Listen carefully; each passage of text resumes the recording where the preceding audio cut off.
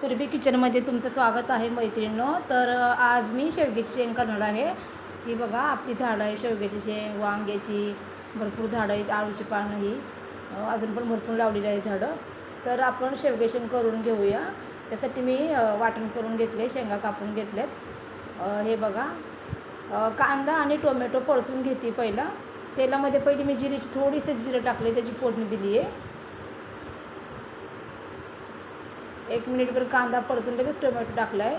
कांदा टोमॅटो परतून घ्यायचा आहे चांगला मस्त. त्याच्यानंतर हळद, धना पावडर, गरम मसाला टाकून परतून घ्यायचे.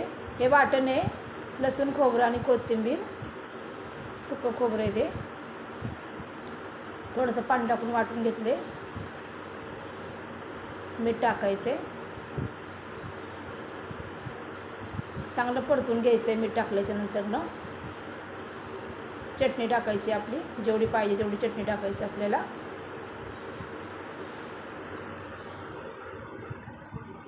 जेवढं पडतं तेवढं कारण आपलं चांगलं लागते. बघा, शेवग्याची शेंग धुवून टाकली. बटाटा पण टाकले मी, तुम्हाला पाहिजे असेल तर टाका. मला आवडतो शेवग्याच्या शेंगामध्ये बटाटा. तुरीची डाळ भिजू घातली होती, तुरीची डाळ आहे. हरभऱ्याची डाळ पण टाकते मी, माझ्या मुलाला आवडतं डाळी टाकलेल्या म्हणून मी टाकते. तुम्हाला नसेल टाकायची तुम्ही नका टाकू, पण छान लागते डाळीमुळं चव. चांगलं परतून घ्यायचे बघा मस्तपैकी. शेंगदाण्याचा कूट टाकला आहे, पण परतून घ्यायचं आहे चांगला. चांगलं परतून घेतले बघा मी. मस्त होते शेवग्याची शेंग एकदम. भाकरी बरं खायला, चपाती बरं खायला पण चालते, भाताबरं. हे बघा, जेवढं पाणी पाहिजे तेवढं टाकायचं.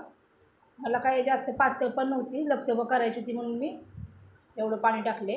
हे बघा, पाण्याला उकळी आली, मी बारीक गॅस करून झाकण ठेवलं.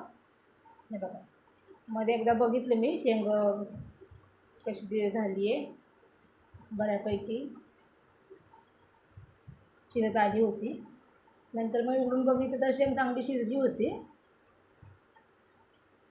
शिजली आहे शेंग आणि झाला होता रसा पण तयार त्याचा. हे बघा, लपतबं केली मी शेंग, छान झालं होतं. असं ताट मी तयार केलं मस्त.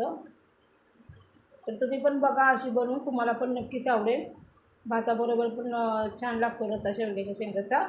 हे बघा ताट, मस्त वाटते का? तुम्ही पण असं नक्की बनवून बघा. तुम्हाला माझे व्हिडिओ आवडत असेल नक्की लाईक करा. थँक्यू.